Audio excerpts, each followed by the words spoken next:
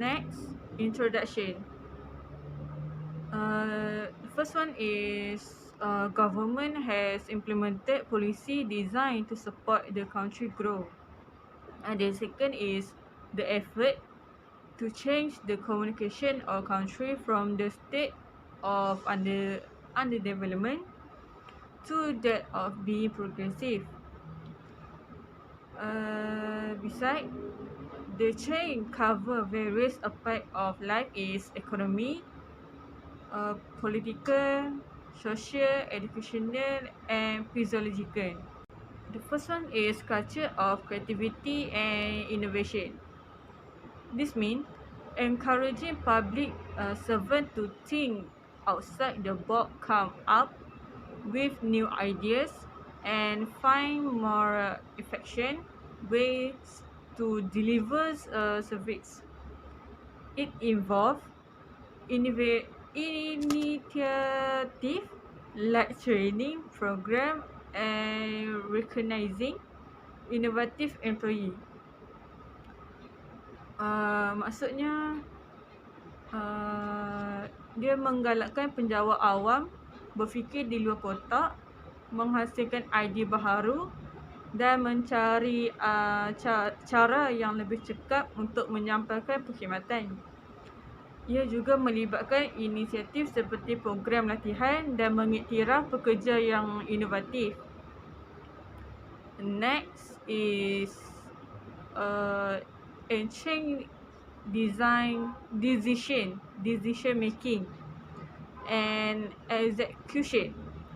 This aim to speed up to decision making processes and ensure that decisions were implemented effectively. It involves streamlining procedure, reducing bureaucracy and holding officials accountable for result. Maksudnya, ia bertujuan untuk mempercepatkan proses membuat keputusan dan memastikan keputusan dilaksanakan dengan berkesan. Dan ia juga melibatkan menyelaraskan prosedur, mengurangkan birokrasi dan meminta pegawai bertanggungjawab untuk keputusan. Next, emphasis on value for money and integrity. This focus on spending public funds wisely and preventing corruption. It involves measures like stricter procurement policy, performance-based budgeting and anti-corruption campaign. Maksudnya, ini memberi tumpuan kepada membelanjakan dana awam dengan bijak dan mencegah rasuah. Dan ia juga melibatkan langkah-langkah seperti dasar perolehan yang lebih ketat, belanjawan berasaskan prioritasi dan kempen anti rasuah. Next, increase inter-agency collaboration. This means breaking down silos between different government agencies and encouraging them to work together more effectively.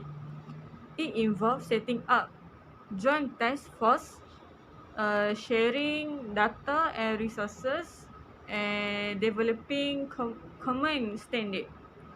Maksudnya dekat sini dia memecahkan silo antara agensi kerajaan yang berbeza dan menggalakkan mereka untuk bekerjasama dengan berkesan.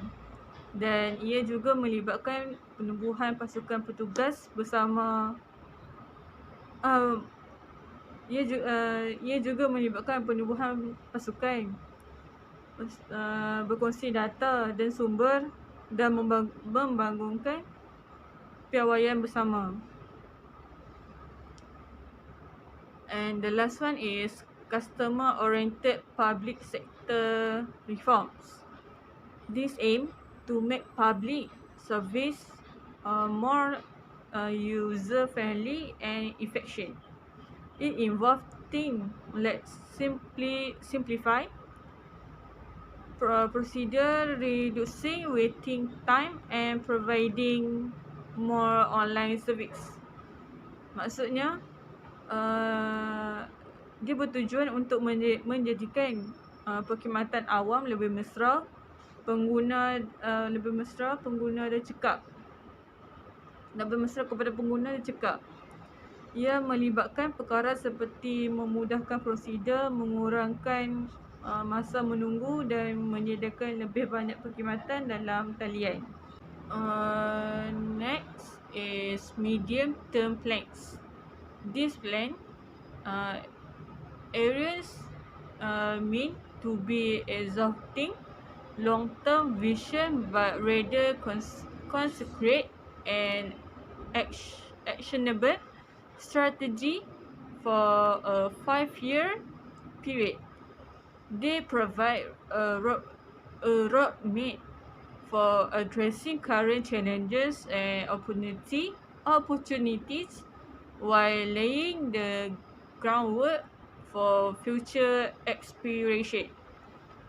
Maksudnya, dekat sini plan ni tidak dimaksudkan untuk menjadi visi jangka panjang yang menyeluruh, tetapi strategi yang konkret dan boleh diambil tindakan untuk tempoh 5 tahun. Mereka juga menyediakan peta jalan untuk menangani cabaran dan peluang semasa sambil meletakkan asas untuk aspirasi masa depan. Next is microeconomic growth target. Maksudnya, each plan This means each plan establishes clear objective for economic growth measured by metric like GDP, inflation, and employment. This target acts as guiding principle for government policy and resource allocation. Maksudnya, setiap rancangan menetapkan objektif yang jelas dengan metrik seperti KDNKK, inflasi dan pengangguran. Sasaran ini bertindak sebagai prinsip panduan untuk dasar kerajaan dan memperuntukkan sumber. Next is public sector development. This means the plan dedicated section to specific area where the public sector needs to improve. This might involve infrastructure development, social service, education, or healthcare. Resources are then allocated to implement this improvement. Maksudnya, ia menumpukan bahagian kepada kawasan tertentu di mana sektor awam perlu diperbaiki. Ini mungkin melibatkan pembangunan infrastruktur, perkhidmatan sosial, pendidikan atau penjagaan kesihatan, dan kemudian diperuntukkan untuk melaksanakan penambahbaikan ini. Next is indicative roles for the private sector. While the plan focus on public sector initiative, they also acknowledge the importance of private sector participant in achieving development goals. They may outline potential areas for private investment and collaboration. Maksudnya, walaupun rancangan itu memberi tumpuan kepada inisiatif sektor awam, mereka juga mengakui kepentingan penyertaan sektor swasta dalam mencapai matlamat pembangunan. Mereka juga mungkin menggariskan kawasan yang berpotensi untuk pelaburan dan kerjasama swasta. Introducing high yielding crop varieties, replacing varieties. This means replacing traditional crops with more productive ones aiming to increase yields and income. Maksudnya, sebagai contoh, ia menggantikan tanaman tradisional dengan lebih produktif, bertujuan untuk meningkatkan hasil dan pendapatan.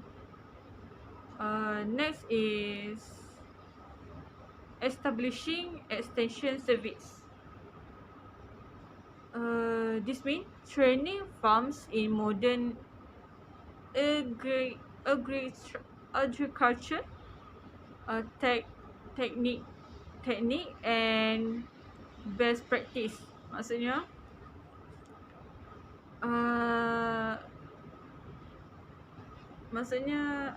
dia melatih petani dalam teknik pertanian moden dan amalan baik. And the second is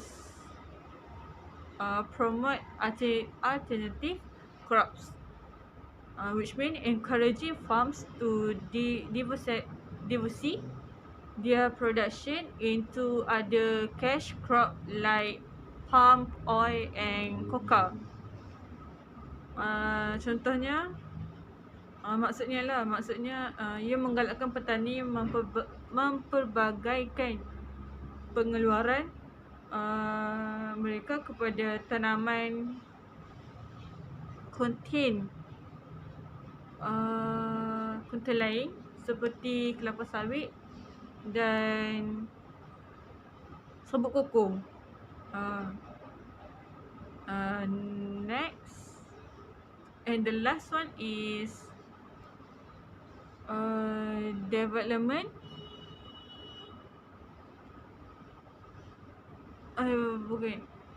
develop new industry, which means investing in other sector like manufacturing and tourism to create new sources of income and employment in rural area. Maksudnya dia melabur dalam sektor lain seperti pembuatan dan pelancongan untuk mewujudkan sumber pendapatan dan pekerjaan baharu di kawasan luar bandar. And number 4 is established in 1953, which means this preceded the first Malayan plan, but its work became crucial in achieving the plan rules development goals. Maksudnya dia mendahului rancangan Malaya pertama, tetapi kejayaannya menjadi penting dalam mencapai matlamat pembangunan luar bandar dalam rancangan itu. And next is they focus on promoting small scale industry and business, which means RIDA provide loans, training and technical assistance to rural and entrepreneurs to start and grow small business in various sectors like manufacturing, food processing and handicraft. Maksudnya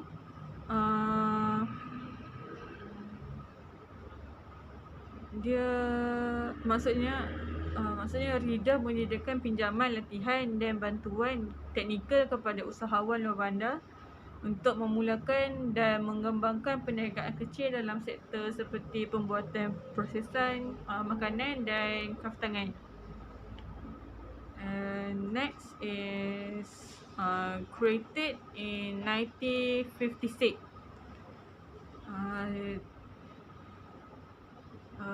which means this agency was established specifically to implement the first Malayan Plans Land Resettlement and Development Program. Maksudnya agensi ni ditubuhkan khusus untuk melaksanakan program penempatan semula dan pembangunan tanah rancangan Malayan yang pertama. Also, next is they focus on land settlement, which means FEDA identify and clear underdeveloped lands, subdivide it into smaller plots and allocated them to landless families from overcrowded rural area. Maksudnya FEDA ni dia mengenal pasti dan membersihkan tanah yang belum dibangunkan. Lepas tu dia membahagikannya kepada petak yang lebih kecil dan memperuntukkan kepada keluarga yang tidak mempunyai tanah dari kawasan luar bandar yang sesak.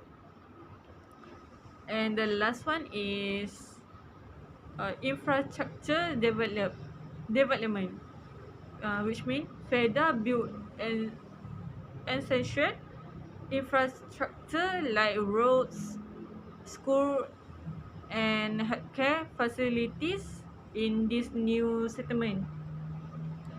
Maksudnya FEDA ni dia membina infrastruktur yang penting seperti jalan raya, sekolah dan kemudahan penjagaan kesihatan di pendapatan yang baharu. I think that's all from me, and I pass to Putri. Okay, thanks to Nabilah. I will continue my part is vision. Vision 2020 or V2020 was introduced in 1991 with the objective of turning Malaysia into a fully developed country in its own molds by the years 2020. Wawasan 2020 menggariskan pelan hala tuju ke arah mencapai status yang dibangunkan sepenuhnya dengan menyasarkan pertumbuhan ekonomi pada kadar 7% per tahun sehingga tahun 2020. Fasa pertama dimasukkan dalam rangka kerja rancangan jangka panjang kedua, iaitu pada tahun 1991 sehingga 2000 atau dikenali sebagai LTPF2, iaitu Dasar Pembangunan Negara DPN, or in English NDP. The NDP focus on balanced development, effort to maintain the basic principle of the new economy policy, DEB. Okay, namely the educations of extreme poverty and the reorganizing of society. The second phase of V2020 was implemented under the three long-term plan framework, iaitu LTPF3 or the National Vision Policy NVP, which cover the period of 2001 until 2010. MVP aim untuk mengukuhkan daya saing dan daya tahan serta mewujudkan masyarakat yang adil to ensure national stability and unity.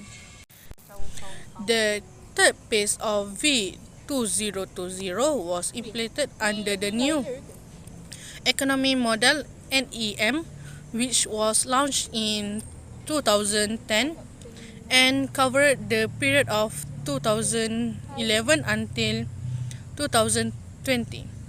MEB akan menjadikan pemakin dalam menjana potensi pertumbuhan negara. Objektif utama MEB adalah untuk meningkatkan kualiti hidup rakyat dengan memberi tumpuan kepada 3 dimensi: berpendapatan tinggi, kemampuan dan keterangkuman yang memberi tumpuan kepada kumpulan berpendapatan 40% terendah. The NEM include the 4 pillar of national transformation under the Malaysian People First Perform New concept, which are the government transformations program, economy transformation program, political transformation program, and rural transformation program. The implementation strategy of the NEM are details in the 10th Malaysia Plan and the 11 Malaysians Plan. Transformasi Nasional 2050 atau dikenali sebagai TN50 adalah inisiatif kerajaan untuk mengubah Malaysia menjadi sesebuah negara yang memenuhi inspirasi rakyatnya. TN50 akan menjangkau kepada 30 tahun ke depan, bermula pada tahun 2020 sehingga 2050. This will be developed through a discussion process in its preparatory phase beginning from 2017 until 2019. From a developed country, Malaysia must target to scale the world top position in economy, citizen well-being, and innovations. That's all from me. I will pass to Isma. Thank you. Hi, my name is Isma Syarina binti Ismanizam, and I'm DHR223001. So I'm going to present to you all about main policy. So what is main policy? As you can see here, main policy is the country economic policy that was formulated and to develop to the country and enhance its economic and income potentially.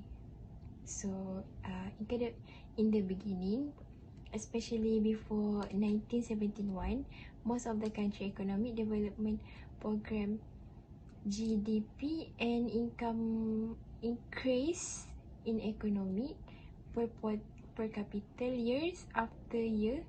Both of these elements show an increase. However, issue of poverty and racial imbalance in the economic social still exists. So next is the policy was implemented from 1971 till 1919 as an economic development and national unity plan within multicultural society. So the NEP had two of approach to reduce subsequently eradicate poverty by increasing income and job opportunities for all citizens and irrespective of race to restructure society in order to eliminate racial definition based on academic function.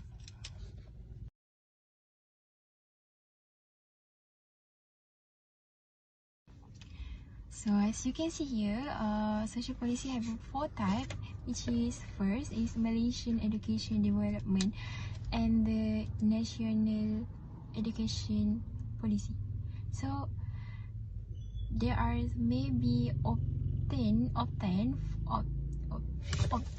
from the multilingual national school system, which is provide free education for Malaysian or private school or through homeschool. So the second one is NSP. So for the second one is NSP. So NSP is a value for safeguard, thereby keeping Malaysian from all threat and not only physical but also non-physical. So the third one is the national culture policy. So what is that?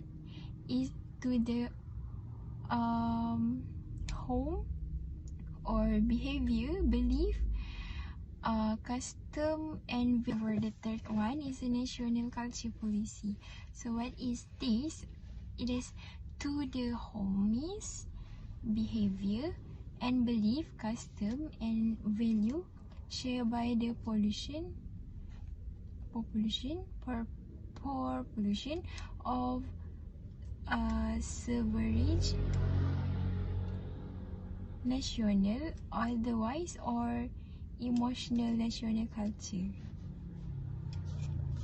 So for the fourth one is to ensure NPW is basically to ensure that women are provided with the necessary skill and knowledge to enhance their participation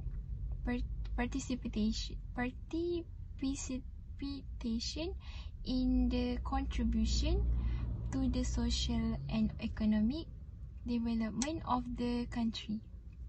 So as we know here that women are also have their own perspective or belief that we also can have our right being to our country.